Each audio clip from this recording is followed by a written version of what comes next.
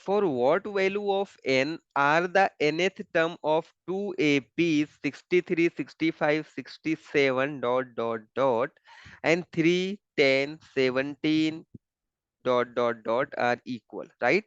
तो हमें n की वैल्यू फाइंड आउट करनी है कि n की किस वैल्यू के लिए इन दोनों एपीज के nth टर्म इक्वल होंगे। तो हमारे पास 2ap है, इस क्वेश्चन में हमारे पास सपोज AP1 है। AP1 हमारा क्या है? 63,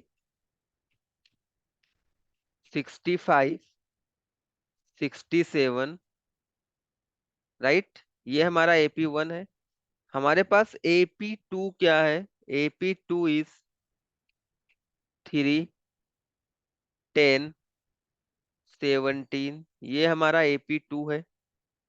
चलो, इस जो हमारे पास गिवन कंडीशन, यहाँ पर जो भी हमें रिसोर्सेज गिवन है, यहाँ से हम क्या क्या चीजें फाइंड आउट कर सकते हैं। सो लेट्स सी हियर, यहाँ से हम फर्स्ट टर्म और कॉमन डिफरेंस को फाइंड आउट कर सकते हैं।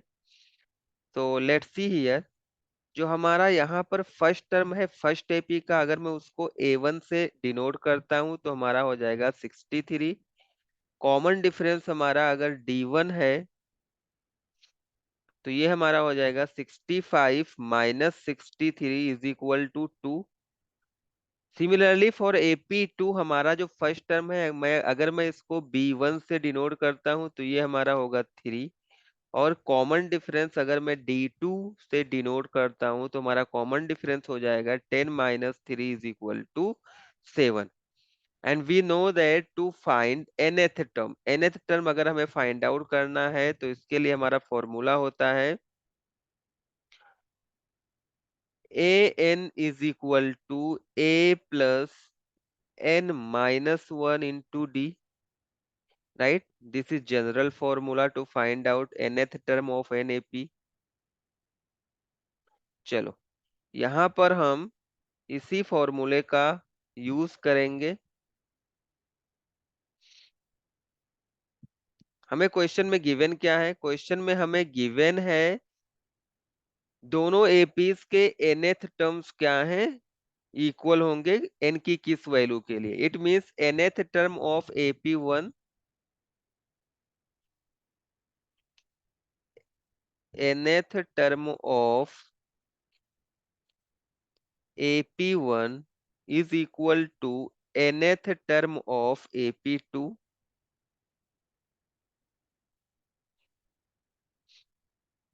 nth टर्म ऑफ AP1 हम कैसे फाइंड आउट करेंगे? a मीन्स फर्स्ट टर्म यहाँ पर क्या है? 63 है, तो यहाँ पर आएगा 63 प्लस n माइनस 1, n की वैल्यू हमें फाइंड आउट करनी है, -1 इंटू d यहाँ पर क्या है?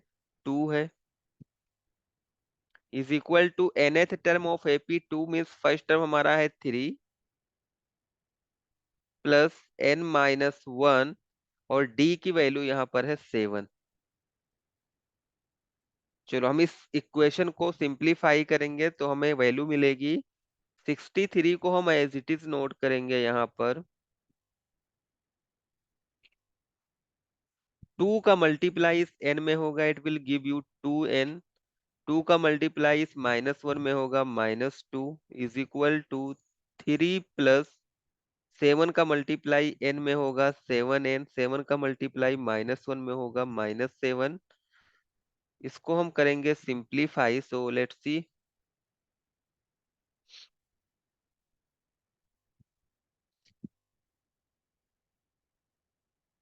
मैं n वाले टर्म को एक साइड में रखूंगा। चलो, थोड़ा सा और सिंप्लीफाई कर लेते हैं। यहाँ से आपको मिलेगा 63 माइनस 2। 63 - 2 will give you 61। तो 61 plus 2n is equal to +3 -7 will give you -4। तो -4 प्लस 7n। ओके, मैं 61 को राइट हैंड साइड में लेकर ट्रांसपोज करूंगा और 7n को मैं इस साइड में लेकर आऊंगा, राइट? सो 2n, 7n हमारा लेफ्ट हैंड साइड में आएगा, it will become -7n is equal to -4 as it is note हो जाएगा। 61 राइट हैंड साइड में आएगा it will become minus 61. So 2n minus 7n will give you minus 5n, और ये हमारा हो जाएगा minus 61 minus 4 will give you minus 65. Minus and minus will cancel out, so यहाँ से आपको 5n की वैल्यू मिलेगी 65. सो n की वैल्यू क्या हो जाएगी? n is equal to 65 divided by 5. So when you divide 65 by 5, it will give you 5 1 जा 5 3 जा, तो n की वैल्यू आपको यहाँ से मिल जाएगी 13.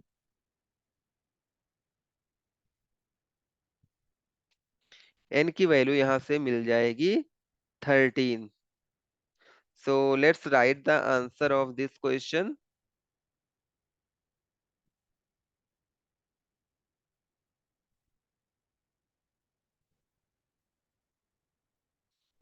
Hence 13th term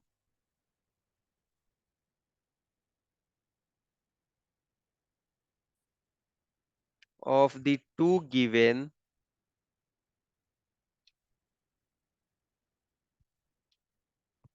of the two given APs